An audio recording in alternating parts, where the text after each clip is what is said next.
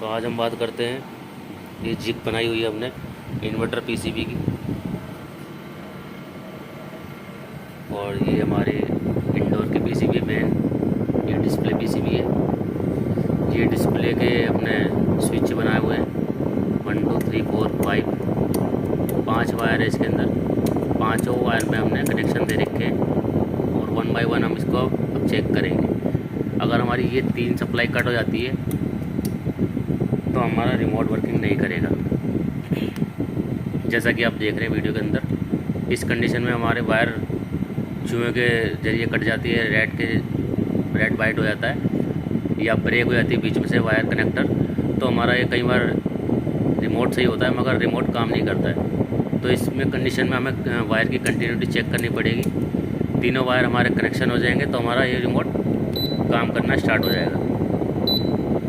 इसी तरह से मेन जो 2 तार होते हैं, अगर इसमें से आपका न्यूट्रल ब्रेक हो जाए तो लाइट आपकी डिम हो जाती है, जैसा कि आप देख रहे होंगे वीडियो के अंदर। इस तरह से डिस्प्ले की लाइट आपकी स्लो हो जाएगी। जब तक ये कनेक्शन आपका प्रॉपर नहीं रहेगा या कोई वायर ब्रेक तो नहीं है, उसके कंटिन्यूटी के साथ चेक करोगे या सप्लाई चेक कर सकते हो डायरेक्ट आप, तो आपकी ये डिस्प्ले ओके हो जाएगी। इसी तरह से डिस्प्ले के चेक पॉइंट दे रखे हैं, तो इसमें आप डिस्प्ले में 5 वोल्ट सप्लाई चेक कर सकते हो।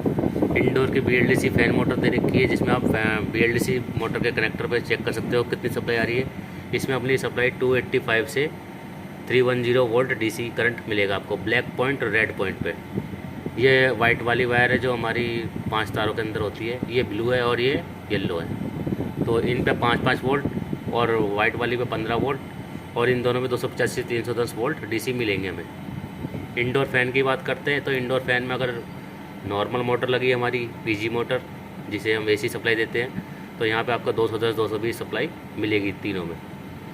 ये UVW लैंप बना रखे हैं हमने, तो UVW लैंप में आपके इंडिकेशन तीनों दिखा रखे हैं। अगर तीनों पे सप्लाई पहुँची हुई है तो यहाँ से हम चेक भी कर सकते हैं फिर। तो इन तीनों पे फेस चलता है।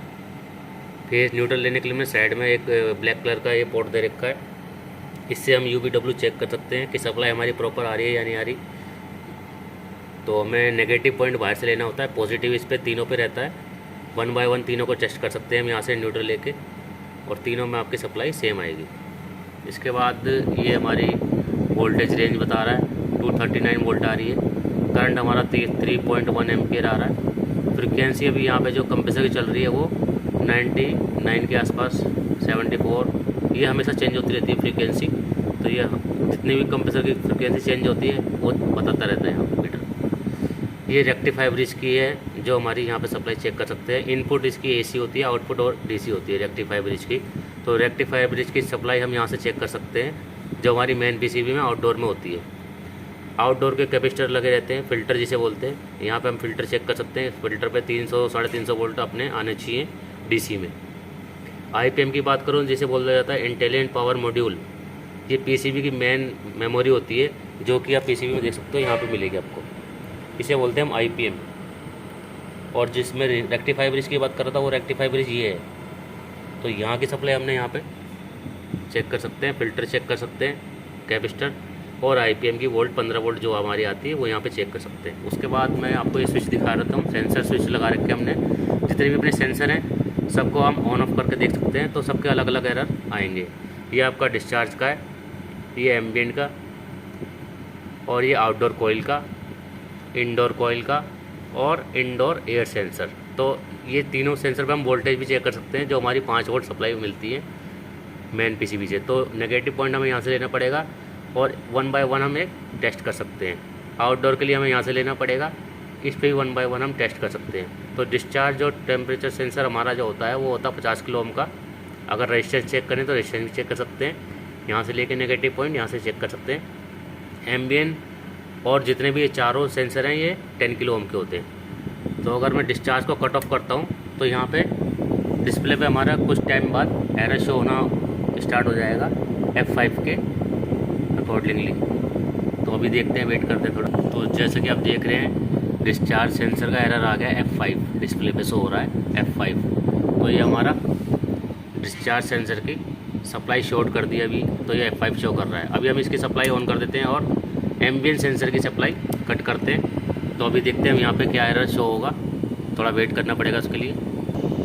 जैसा कि आप वीडियो में देख पा रहे हैं F8 डिस्प्ले पे शो हो गया है।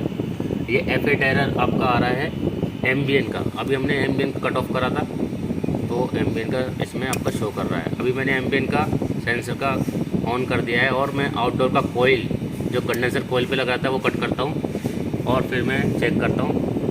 तो कुछ ही सेकंडों में यहाँ पे भी आपका एरर शो होने चालू हो जाएगा।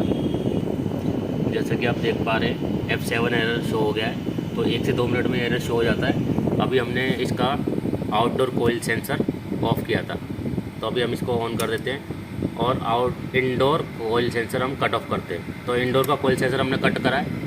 अभी इसमें F7 शो हो रहा है, ये F7 हट जाएगा। उसके बाद जो इंडोर कोयल का सेंसर एरर है वो आ गया है, देखो E3। तो E3 इसका कोयल सेंसर हो गया है जो आपका इंडोर यूनिट पे रहता है। तो आप इसका कोयल सेंसर भी चेक कर सकते हो। F7 वो पिछला वाला एरर दिखा रहा था जो। तो अभी हम इसको ऑन करते हैं कोयल सेंसर को और एयर सेंसर जो है इसको कट ऑफ करते हैं। तो एयर सेंसर को कट ऑफ करते हैं इंडोर के। अभी यहाँ पे देखते हैं क्या शो होता है इंडोर के एयर सेंसर में। तो जैसा कि आप देख पा रहे हैं E4 इसमें एरर शो हो गया है डिस्प्ले पे। तो इंडोर के डिस्प्ले पे आपको E4 एरर दिखा रहा है एयर सेंसर का, इंडोर का एयर सेंसर। अब मैं इसको भी ऑन कर देता हूँ। जितने भी एरर थे यहाँ पे आपके शो हो गए हैं। तो अगर आपको यहाँ से समझ में नहीं आ पा रहा तो आप यहाँ से इसके प्लेट पे देख सकते हैं जो आपकी PCB आउटडोर पे मेन प्लेट पे होता है डिस्प्ले पे। यहाँ से आपको सारे एरर शो हो जाएंगे। इसके बाद मैं आपको मेन स्विचेस दिखा देता हूँ। यहाँ पे ये अपना इंडोर की सप्लाई है, न्यूट्रल, लाइन, सिग्नल और अर्थ। सेम ऐसी आउटडोर में सप्लाई है, न्यूट्रल, लाइन, सिग्नल, अर्थ। इसमें हमने मेन सप्लाई दे रखी है, 16 एम्पेयर के स्विच लगा रखे हैं। सिग्नल को हमने यहाँ से कट ऑफ करके देखना है तो वो हम कट ऑफ करके देखते हैं। अभी यहाँ पे क्या आता है, ये इंडोर फैन के लिए, आउटडोर फैन के लिए, और ये UVW सप्लाई आपकी जो PCB पर आती है। तो अभी हम चेक करते हैं इस पर सिग्नल का क्या एरर आता है इसमें। अगर सिग्नल हमारी वायर ब्रेक होती है तो E6 या E8 आना चाहिए इसके अंदर, जो अभी डिस्प्ले पे देखते हैं। थोड़ा वेट करना पड़ेगा उसके लिए। जैसा कि आप देख रहे हैं डिस्प्ले पे ये E8 का एरर आ गया। E8 और E6 सेम एरर है। तो अभी हमने यहाँ से सिग्नल वायर इसकी ब्रेक करी है तो अब इसमें कोई कम्युनिकेशन नहीं हो पा रहा इंडोर और आउटडोर PCB में। इंडोर और आउटडोर PCB में कम्युनिकेशन नहीं हो पा रहा, इस वजह से इसमें E8 आ गया है। तो आपकी अगर सिग्नल की वायर ब्रेक होगी तो आपका E8 एरर शो हो जाएगा। अब मैं इसको ऑन करता हूँ। यहाँ पे एक बार E6 दिखाएगा और कनेक्टिविटी दिखाना स्टार्ट कर देगा। तो इसमें कुछ टाइम लगता है, थोड़ा सा वेट करेंगे। वेट करके आपने जैसे तार उसमें जोड़ देंगे कनेक्शन तो आपका E6 आएगा, उसके बाद ये हट जाएगा। तो उसके लिए आपको थोड़ा वेट करना पड़ेगा।